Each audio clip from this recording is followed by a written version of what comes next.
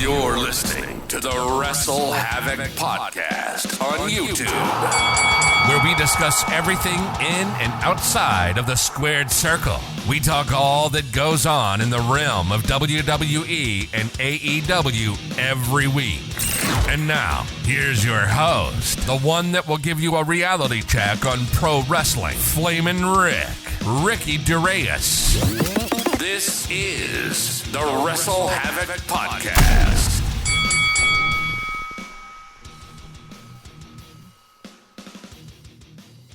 What's up, everybody? It is Flamin' Ricky DeReyes, right here on the WrestleHavoc Podcast, here to review Friday Night SmackDown from March 10th, 2023. We are continuing our road to WrestleMania 39, and we had a lot of things escalate right here on the show. Of course, we have the big news, that being Rey Mysterio is the first inductee into the 2023 WWE Hall of Fame. We finally have one inductee in the Hall of Fame. Now we're waiting on more, but Rey Mysterio is the first entrant in the Hall of Fame, and I'm going to be giving you guys my thoughts on that. We had a fatal five-way, of course, to determine the number one contender for Gunther at WrestleMania for his Intercontinental Championship. We had Drew McIntyre taking on Sheamus, Xavier Woods, LA Knight, and Karrion Kross. We also had Charlotte and Rhea Ripley face off. Rey Mysterio and Dominic go on a face-off as well, in which Dominic would say the most heinous thing, that being he should have been Eddie's son. We also, of course, another one of the big things on this show is Jey Uso finally explains himself as to why he turned on Sami Zayn this past Monday on Raw. I will be giving you guys my thoughts on that, plus much more, right here on the SmackDown Review, right here on the WrestleHavoc Podcast, right here on YouTube, in which we discuss everything in and outside of the squared circle. Make sure to like and subscribe for more content, and as the freaking referee would say, ring, ring, ring that damn bell for more notifications. Also, the WrestleHavoc Podcast is also available on audio platforms. It is available on Apple Podcasts, Spotify, Anchor, and Google Podcasts. So if you guys want to listen to the WrestleHavoc Podcast in audio format, it is available on all of those platforms. Also, if you guys haven't checked them out already, the AEW Dynamite review is up on the channel. We talk about the fallout from this past Sunday's Revolution pay-per-view, which was a fantastic pay-per-view in my opinion. Of course, it had one of the best matches, if not the match of the year so far of 2023, that being Bryan Danielson versus MJF in the 16-minute Iron Man match. But we also had Dynamite.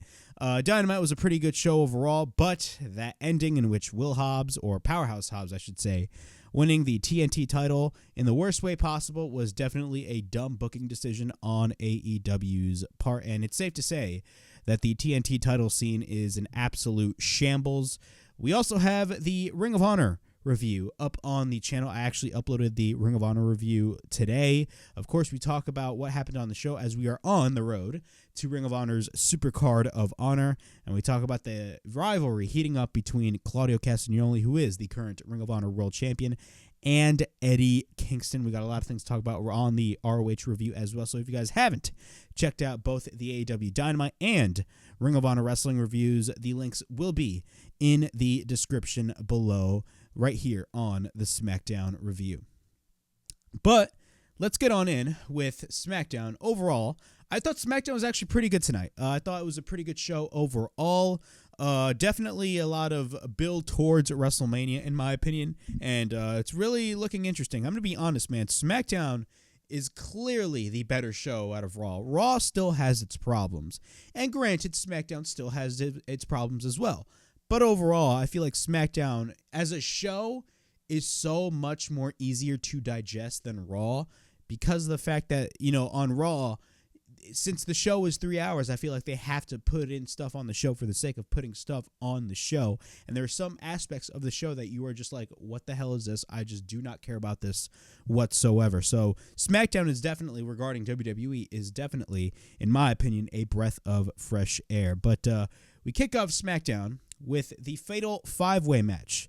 a fatal 5-way match to determine the number 1 contender for Gunther's Intercontinental Championship.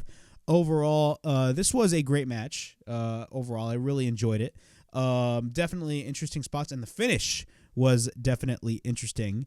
And considering what we are going to be getting next week, it's safe to say that probably, most likely, it's going to be leading towards a triple threat between Drew McIntyre, Sheamus, and Gunther. But we'll talk about that as we go through the match. Couple of notes on the match.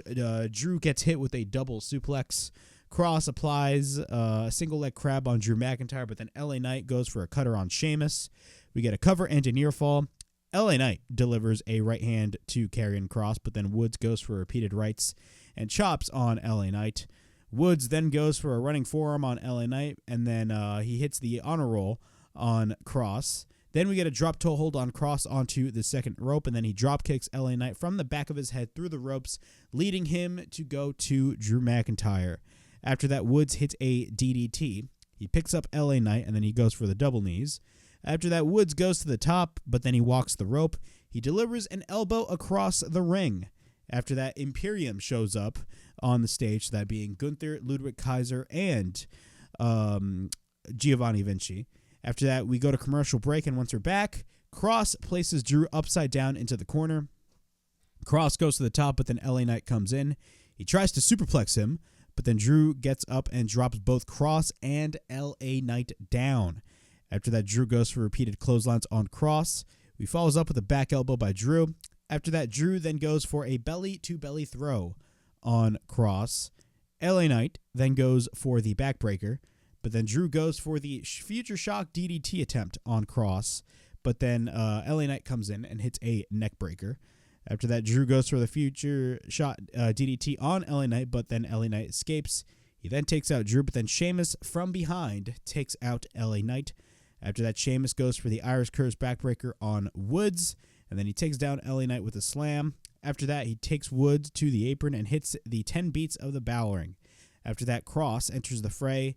Then Sheamus does the same thing on Kross in the other corner, and then he goes for the 10 beats on Kross. And then LA Knight comes in, and then he goes for the 10 beats of the bowling on LA Knight as well. So great stuff by Sheamus. Sheamus is super over. He's never been more hotter than now, in my opinion. Sheamus then goes for the bro kick attempt, but then Drew comes in and he takes out LA Knight with the Glasgow Kiss. After that, both face off. Woods goes for a springboard, landing on his boot. After that, we get a Claymore by Drew. At the same time, Sheamus hits a bro kick as well. And after that, Drew and Sheamus go for a double pin, and we get a cover by 2 referees, and Sheamus and Drew technically win the match. In my opinion, a very creative finish to this match, considering we definitely will be seeing the direction that they will be going, which is most likely a triple threat match between Sheamus, Drew, and Gunther. Now, originally, personally, I would have much rather had Sheamus versus Gunther 3 at WrestleMania. It's just the match writes itself. And we could still be getting that match, considering the fact that what's going to be happening next week on SmackDown is we're going to be getting Drew McIntyre versus Sheamus in a number 1 contendership match. Now, we do not know, but it's very interesting stuff, and I really liked the booking of this match, in my opinion. Very creative, and definitely intrigued about what's going to be happening next week, if there even is going to be a triple threat match at the end of the day. Because keep in mind, we also got other people that Drew has feuded with before, with guys like Karrion Kross. But that is just me guessing. That's most likely probably not going to happen. I may be wrong, though. Paul Heyman with a backstage interview. He's asked about what Jey did this past Monday on Raw. And after that, Paul says, this Cody Rhodes problem is too much. They get all the criticism. What did Cody do? He gets involved in bloodline business. Bloodline business is family business. 1,000 days Roman has been the champion. Anytime a new challenger comes along, the wise man, how do we figure it out? When they stand in the ring, you are already a defeated opponent. Paul Heyman calls himself the GOAT. The Usos are the GOAT. And when they come together, they cannot be stopped. After that, Cody is a nightmare from them. After that, he went to his tribal chief and he says, what do they do? Gangster or the truth? And in his wisdom, the tribal chief told him the most gangster thing to do is smash him with the truth. Great line there by Paul Heyman. The truth is, in his past, that he can't let go. By the time he walks into the ring at WrestleMania, he will already be a defeated opponent. Then the only story left for Cody is when he will be when he gets his shoulder taken off the mat and have to pick up all the pieces that he truthfully acknowledges his tribal chief, Roman Reigns.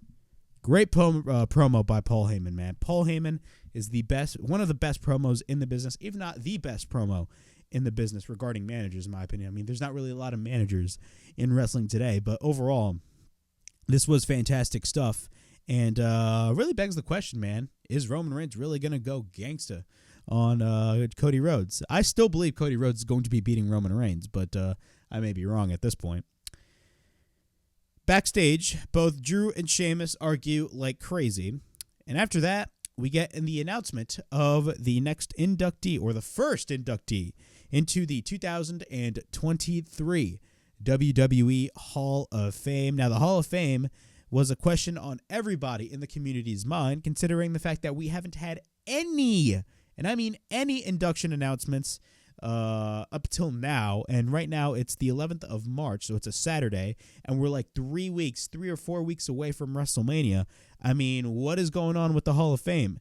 But we finally got our first inductee into the 2023 Hall of Fame, and it's none other than the amazing luchador, probably the greatest luchador of all time, the one and only. He is the biggest little man himself, Rey Mysterio. That came as to a shocker to me, because with Rey Mysterio, now a lot of people were talking on the internet about how probably the main reason as to why we didn't get any induction announcement regarding the Hall of Fame is because of the fact that, probably it was going to be for Vince McMahon being the sole, inductee into the Hall of Fame, since Vince McMahon is quote unquote retired.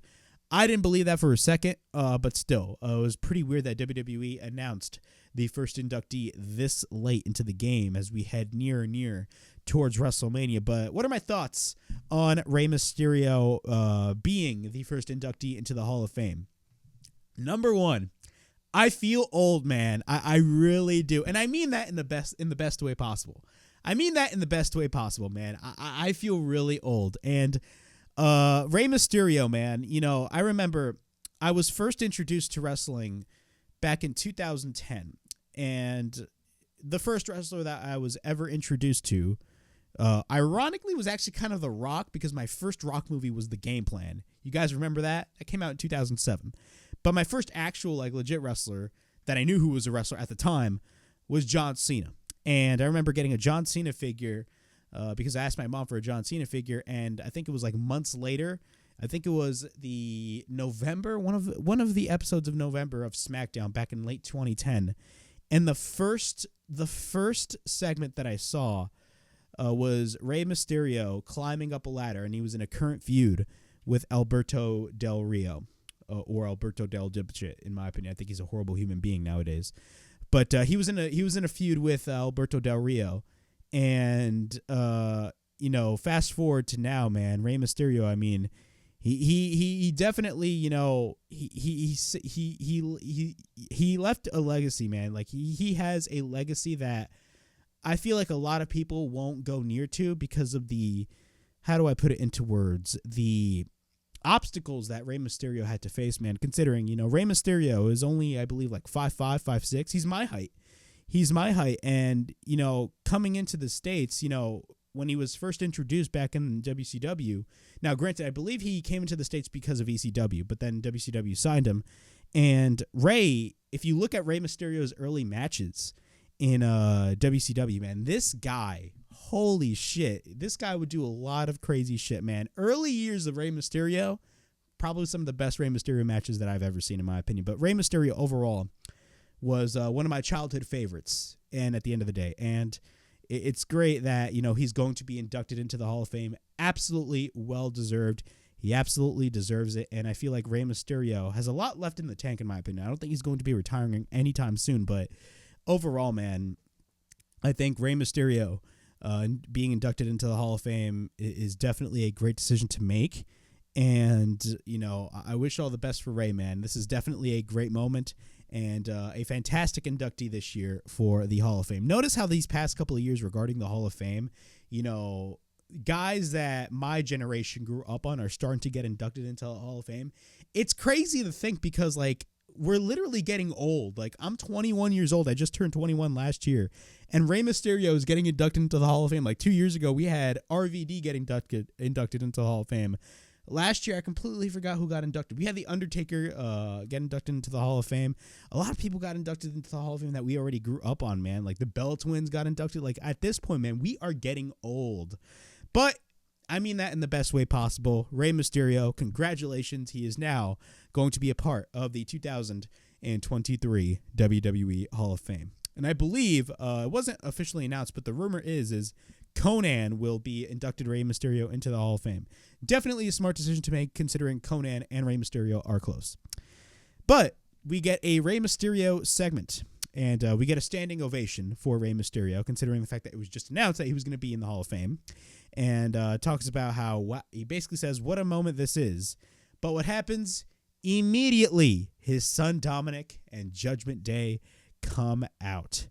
Not Judgment Day. Dominic himself just goes off. He says, how pathetic. WWE is really going to induct a washed up old man into the Hall of Fame? How many birthdays and Christmases and Thanksgivings and soccer games did he miss? All this to make a Hall of Fame career? Judgment Day then enter the ring. Him and Dominic, or I should say Judgment Day and Dominic, surround Rey Mysterio around the ring. And then Dominic tells Rey Mysterio straight to his face, Mommy was right. She's ashamed to be his own son. And after that, what happens is Legado del Fantasma comes in, and Santos Escobar gets the microphone and says his father may have let go what he did last week, but he hasn't. And then Legado del Fantasma is supposed to have a match later on tonight, but how about they have it right now? So we get Legado del Fantasma, that being a six-man tag team match. So Legado del Fantasma, Cruz del Toro, and Joaquin Wilde and Santos Escobar taking on Dominic, Finn Balor, and Damian Priest, the Judgment Day. A short match, actually, but a pretty good match. Legado del Fantasma is fucking amazing, man.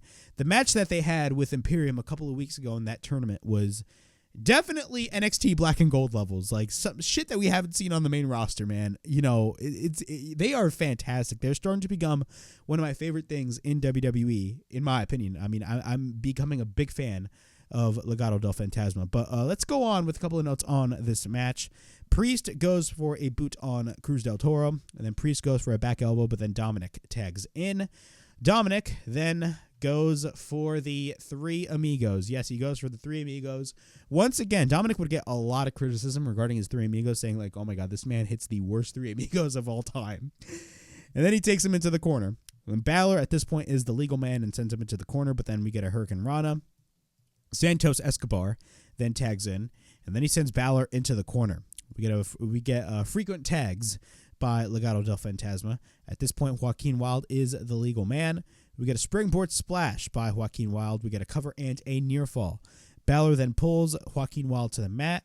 After that, Priest then makes the tag. Priest then goes for an elbow. After that, we get a cover and a near fall. He then sends Wilde into the corner. Priest then goes for a back elbow once again, but then he picks him up and drops him down. After that, Dominic makes the tag, and then he goes for the senton. And then Balor and Dominic go for the double team. Once we are back from commercial break, Escobar and Balor are both legal. We get a takedown on Balor by Legado del Fantasma. After that, we get a leg drop by Balor. After that, we get a cover into near fall. Santos picks up Balor, but then Balor drops him down. Balor then makes the tag. At this point, Dominic Mysterio is the legal man. Legado del Fantasma then goes for the Insigiri.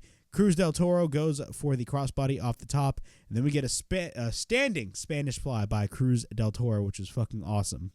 We get a cover and a near fall. And then he goes to the top, but then he hits a shotgun dropkick on Damian Priest. And then we get a double tope suicida by Santos Escobar and Cruz del Toro.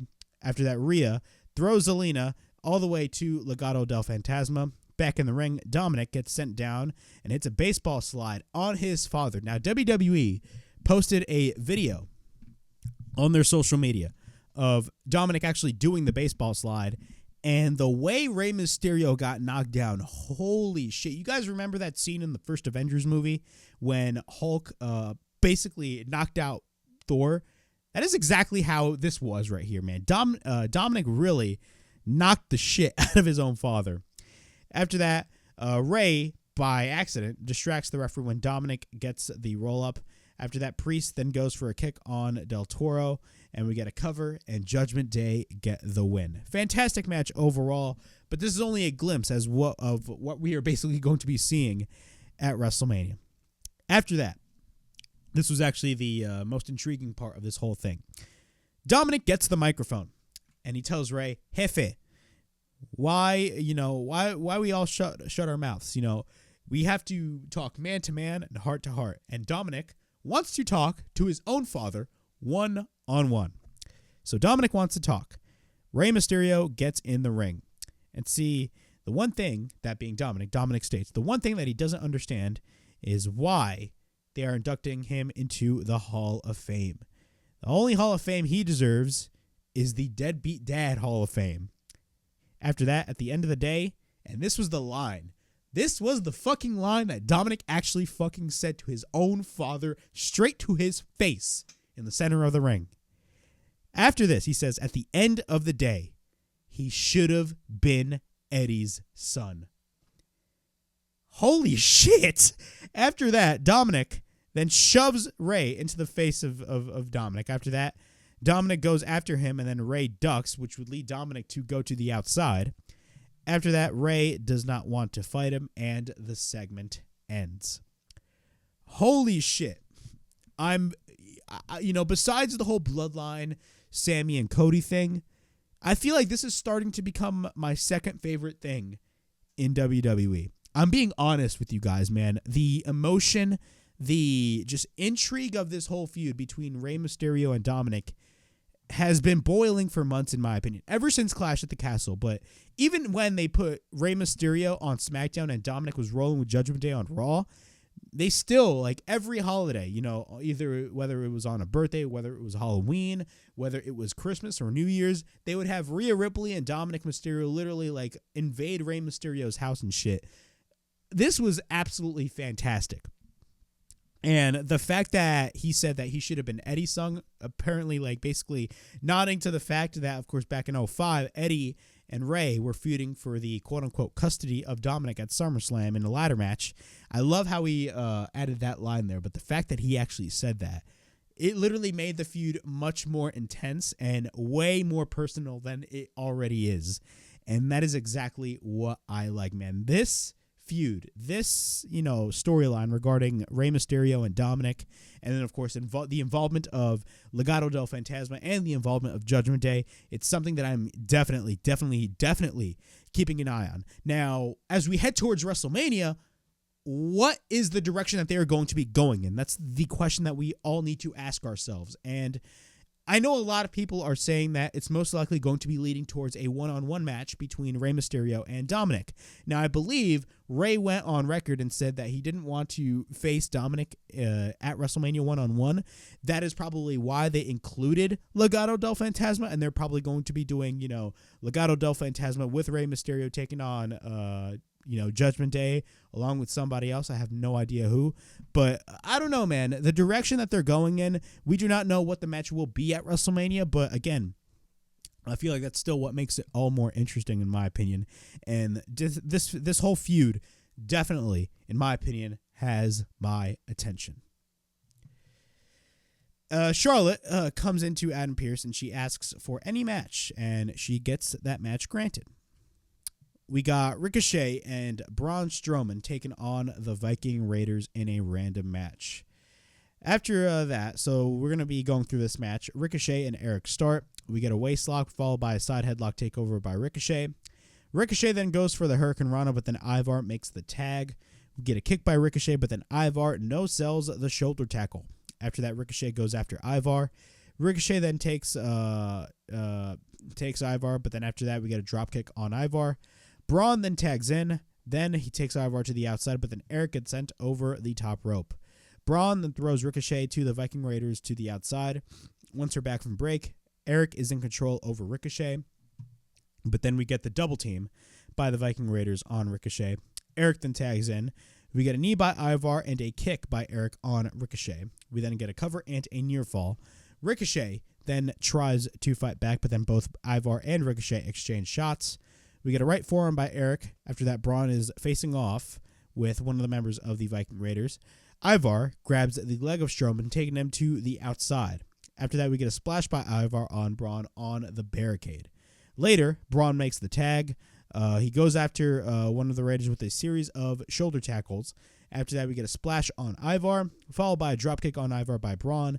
After that, Ricochet makes the tag, but then Braun pounces Ivar to the outside, period. Shout out to the one and only Monty Brown.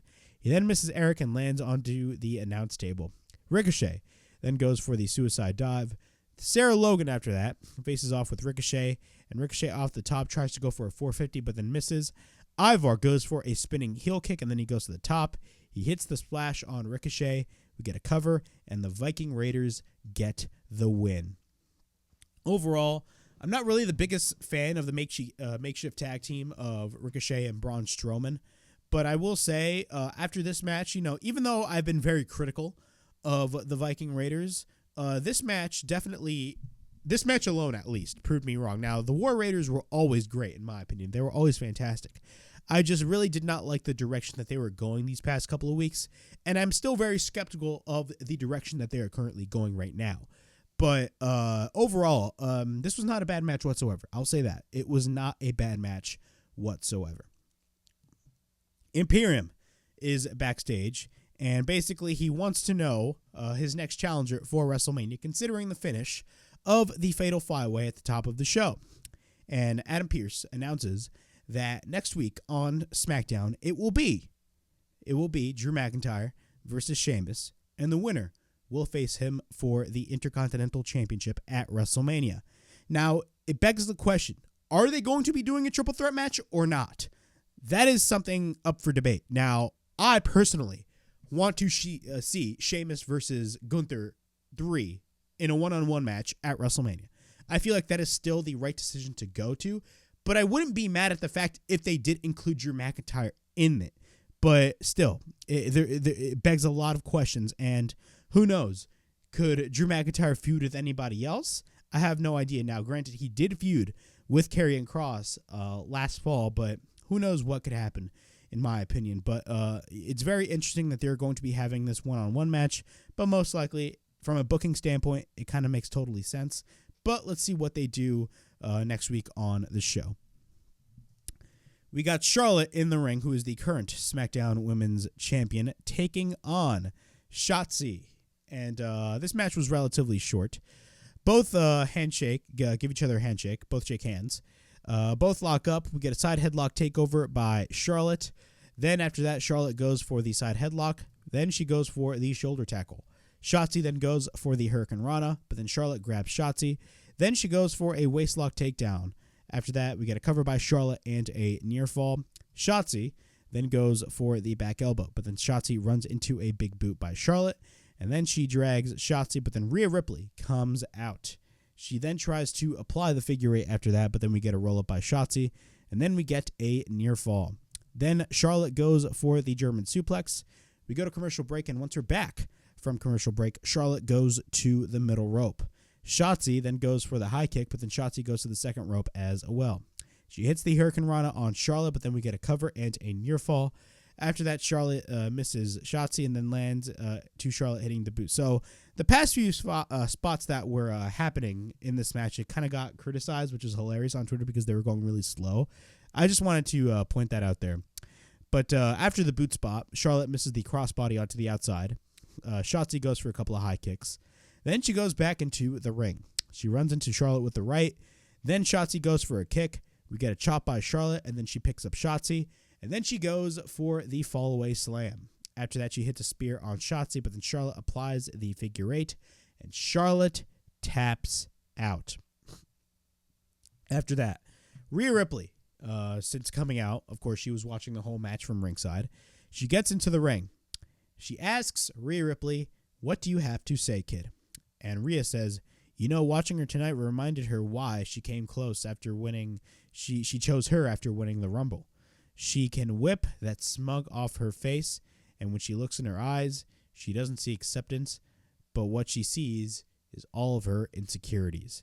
At WrestleMania, she will take one, and to think that will make her feel the most important. The one thing that will make her feel the most important when she becomes the SmackDown Women's Champion. Charlotte then tells her to hush her mouth. After that, she says that her improvement is something that she should be proud of, and she's improved every day of her life.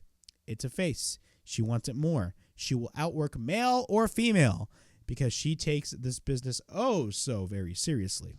After that, she talks about how she is Rhea Bloody Ripley.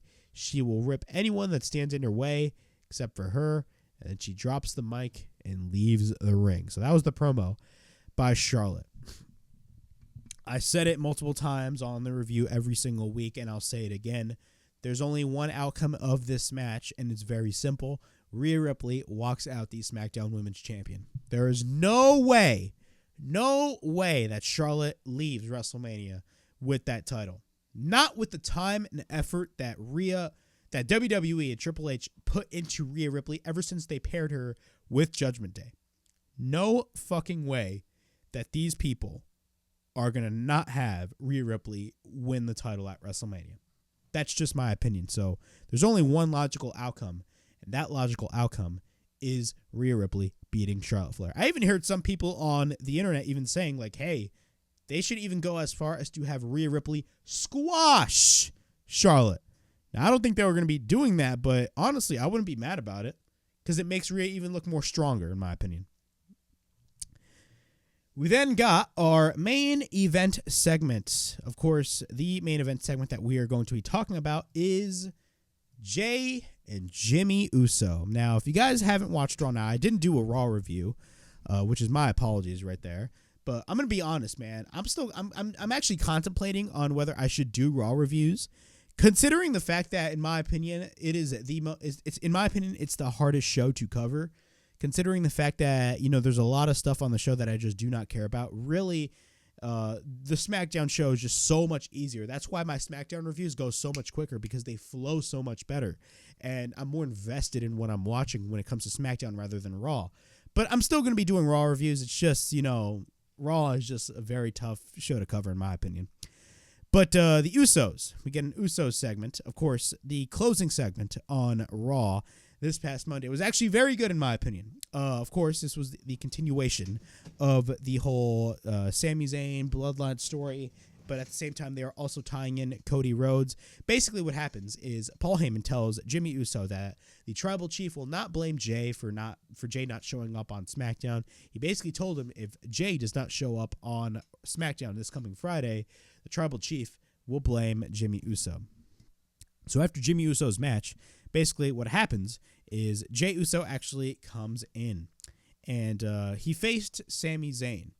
And what happens is Sami Zayn actually, I believe, got the win. And what happens is Jey Uso comes in through the crowd, and he faces off with Jimmy Uso. And it looks like he's just like, he basically holds on to Jimmy Uso, and he's like, damn, man, I guess this is it. And then Sami Zayn is just waiting from there. He's waiting, by ringside. And Jey leaves. And what happens is both hug. And when they hugged, I swear to God, the pop that when they hugged was so fucking loud. It goes to show you the emotional investment from this whole storyline. They both hugged, and the pop was so loud. They did the whole "We the Ones" hand gesture. And it looked like everything was all good, and Jimmy Uso was going to have a tough night with Roman Reigns on SmackDown. Speaking of Roman Reigns, I thought Roman Reigns was advertised for this show, but apparently he did not show up at all on this show, which is very confusing to me. So that's false advertising on WWE's part, in my opinion. But still, after that, what happens is it looks like all is set and good regarding Jey Uso and Sami Zayn. But what happens even after that amazing pop by the crowd, Jey Uso super kicks the shit out of Sami Zayn, beats him down, and what happens is he's reunited with his brother Jimmy, and both continue to attack Sami Zayn. But what happens? Cody Rhodes comes in for the save, and the show ends. So that is basically what happened on Raw this past Monday. And I thought the segment on Raw was beautifully well done. I really did. I loved the emotional investment by both, in my opinion, and it was very good stuff. But let's talk about SmackDown. So the Usos. Jimmy says, Pittsburgh, the bloodline is back together, and the bloodline is now in yo city. After that, Jey has the microphone, and he says, the big question of the night, or the whole week, is we got a bunch of Sami Zayn chants. So we got a bunch of Sami chants. Jey, they be like, Jey, why did you do what you did? Why did you betray Sami Zayn like that? And then basically Jey states, switch roles real quick. Step in his shoes. What would you do? What would you do? Check it out. One of your family members' car breakdown or the light bill gets cut off. What would you do? You would do anything for your family. You know why he did what he did? Because he had to. He had to. He did not want to do it. He didn't want to do it. He had no choice. He never had a choice because Jimmy is his blood. He is his brother and he is his family. Not you. Neither are any of us fans. You going to blame him?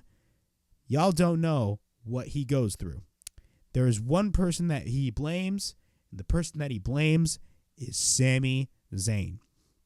He was about to let his brother get clipped, and you know what's his problem? He is selfish. All he had to do was fall in line, but he doesn't know about that because his ass ain't blood, and his ass will never be blood. And then Jimmy has the microphone. And then he states, they now got rid of that Sami Zayn problem. They got one problem left. Cody Rhodes. What's his issue? And then all of a sudden, Cody Rhodes' music comes out. And Cody Rhodes gets the microphone and he says, he keeps hearing his name, and if you're going to talk about him, why don't you talk about me? And he answers to Roman Reigns, or that being, he basically stated that the Usos answered to Roman Reigns, but Cody himself, he doesn't. He answers to the people. And he talks about how it sounds like they don't want to hear them talk, and they would rather see them fight. And then Jimmy threatens Cody Rhodes and says that they will put him on the shelf just like they did Sami Zayn. But what happens? Sami Zayn comes out from behind, and he goes after Jey Uso. After that, it's a 2-on-1 advantage. Cody enters the fray, and the brawl breaks loose. Actually, the brawl leads into the crowd, and once they're back in the ring, both Usos get taken to the outside. One Uso gets taken to the outside by Cody, and the other gets taken to the outside by Sami. And Cody and Sami stand tall in the center of the ring, and the show ends. Overall thoughts on this match. Great stuff. Now, we got no Kevin Owens, which is very interesting. But they're definitely going to be doing the Kevin Owens and Sami Zayn reunion, which is going to be great. I love how they're, building towards this match. But again, I personally would have much rather had the whole Jey turning on Sami at the Elimination Chamber. But now, since we're looking at the whole pieces, I definitely, get why they did what they did. But another thing that we need to talk about is Cody Rhodes. The fans did not boo Cody Rhodes. Actually, they cheered for Cody Rhodes. Cody is still relatively over. But yeah, man, it's great to see, man. A lot of people were saying, oh my God, the fans are going to be turning on Cody Rhodes. Newsflash, this is not Vince McMahon's WWE. This is Triple H. Triple H actually knows how to book baby faces, for fuck's sakes. Okay? But overall, I loved this segment. This was a great segment, and I'm very excited as we head towards WrestleMania. But my only gripe is we got no Roman Reigns. We're headed closer and closer to WrestleMania, and we need more interaction between Cody Rhodes and Roman Reigns. We need more of that. I believe he was advertised for the show. Why the fuck didn't he show up on the show? That's a question that I have, in my opinion. But overall, thoughts on SmackDown from March 10th, 2023. I really enjoyed this show for what it was. Overall, it was a much better show than last week, in my opinion. I really enjoyed last week's show. Overall, actually, no, the show from 2 weeks ago. I think last week's show was actually not bad at all. But, overall, SmackDown this week was actually pretty good. Stuff flowed on the show very well, and they're building towards WrestleMania. And at the end of the day, that's what we want from WWE, and that's what I'm actually very excited for. in the future. But yeah, I thought SmackDown was a pretty good show this week. But yeah, that was my SmackDown review from March 10th, 2023.